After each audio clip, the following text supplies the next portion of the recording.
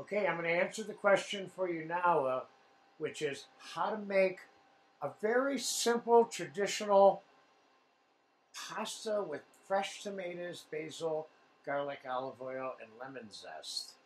Um, the lemon zest is not really traditional in terms of the American experience, but it's used a lot in Italy. So what I did was I picked out a couple of fufu tomatoes just for fun. So we have some gold tomato and some yellow, quote, acid-free tomato. I have never been able to figure out how this has no acid in it, but and a regular ripe tomato. And I have a hot pan here behind me, and it's just going to take, in real time, we're going to make this whole dish minus blanching the fettuccine, which is the pasta we're going to use for this, probably 2 minutes. So there's some olive oil. Now, sometimes I put a little bit of chicken stock in there too. I'm going to put most of these tomatoes right in here.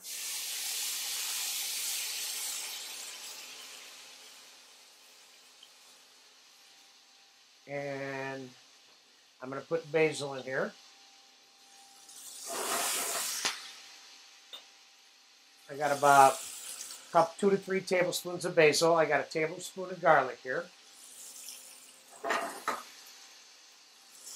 And I'm going to throw 2 or 3, a half a dozen whole cooked garlic cloves in here just for fun.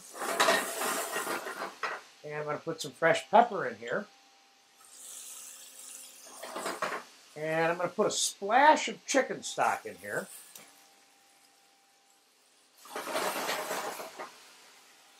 Now that part is done, pretty much, except for the lemon zest, which I'm going to put in there right now. You see how quick that was? Now,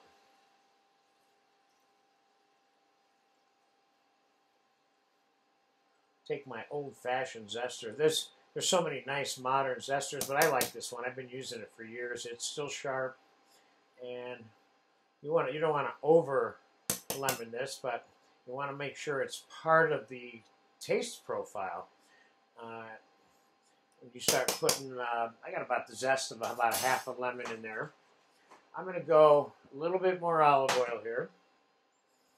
And just a pinch more chicken stock here. I'm going to mix that up.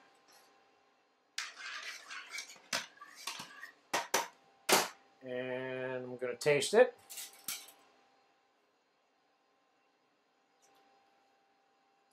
Needs a little bit of salt, and I'm going to keep in mind that I'm going to put a little bit of Parmesan cheese in here. Now I'm going to dunk the fettuccine in some hot water here.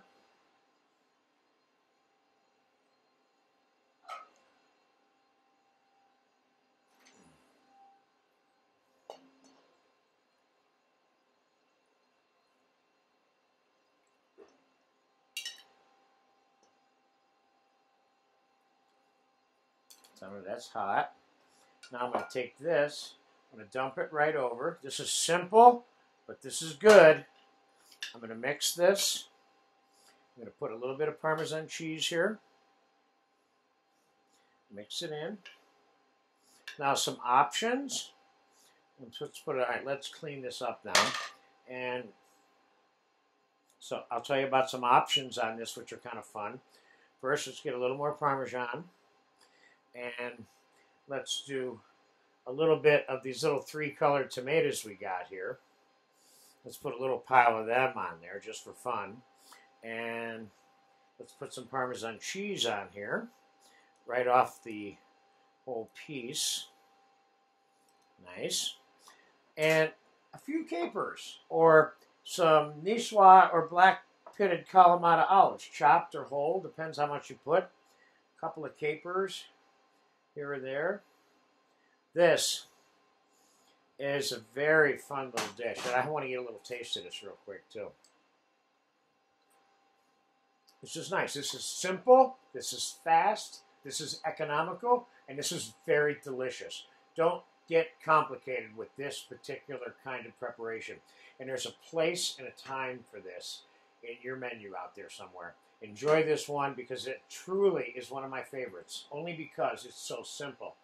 Remember, the trick here is the seasoning and the flavoring needs to be kind of right on the money for this to be good, because it doesn't have a lot of powerful stuff in it. Okay? Enjoy this one. It's one of my favorites.